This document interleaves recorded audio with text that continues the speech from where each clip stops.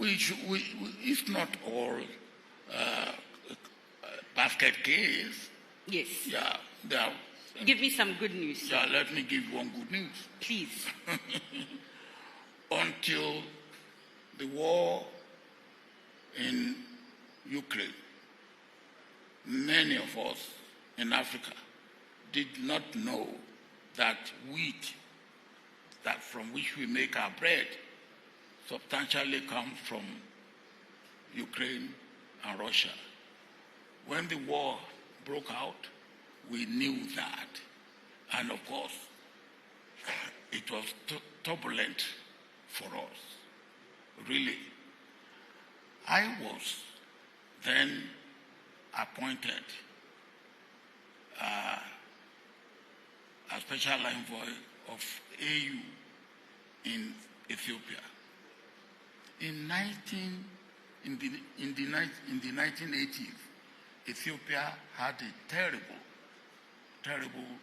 drought, and Sasakawa in Tokyo established what he called Sasakawa Foundation Global 2000. I was part of it. But after the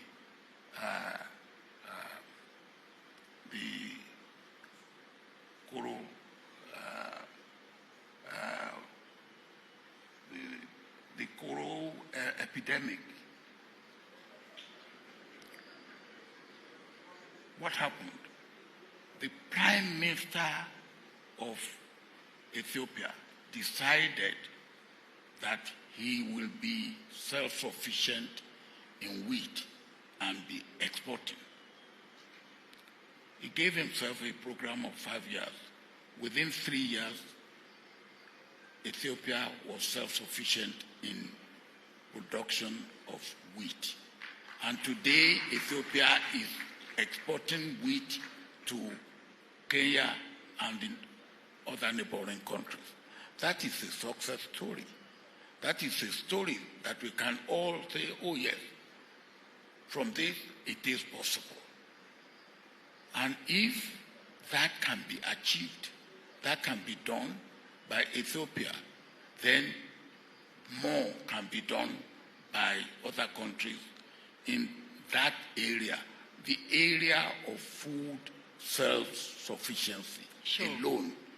We will be saving well over $40 billion. Sure. So that's one thing. So fantastic, and I'm going to ask you for one more thing as we wrap up this discussion, sir.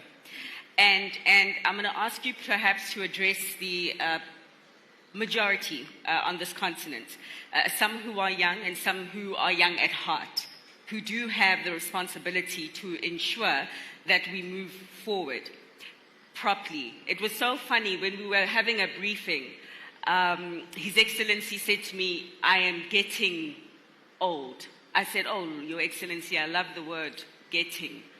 But sir, to those who are also getting old, to those who are young, but the leaders of the continent right now who have the responsibility to shape this continent for the better, your message to them, sir, right now would be what?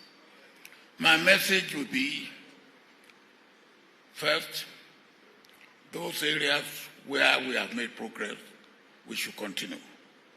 And I've just given an example of Ethiopia in one particular area. If we look around, there are other areas.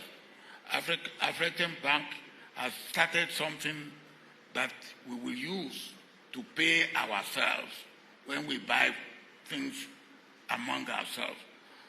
For what reason do I have to look for euro or dollar when I'm buying milk in Uganda? Uganda produces over 5 trillion liters of milk. Nigeria needs that milk. Now, for me to be able to buy milk from Uganda, from Nigeria, I will have to go and look for euro and dollar. The milk producer in Uganda doesn't want my euro, he doesn't want euro and dollar. He wants Ugandan shilling. But why can't we pay him in Ugandan shilling? I have my own naira, and then I pay naira. That is one thing that African Bank has started. Now, why can't our central banks put their heads together and say, hey, this is a good idea. Let us make it work. Let us take it up and run with it. And then naira, dollar will not be what we need. Euro will not be what we need. Chinese currency will not be what we need. It's only when we need to buy Chinese goods we will look for Chinese currency. Now, we have other areas where we can multiply. There is multiplier effect in what works, and let us take them. Let us learn from ourselves and among ourselves, and let us then get the lions to move. And when the lions move, the cubs will follow the lions, and they will move together. Absolutely.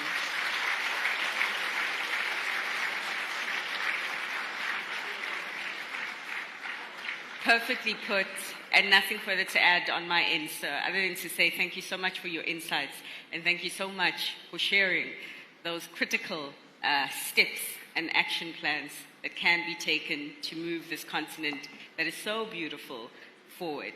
I thank you. Thank you very much.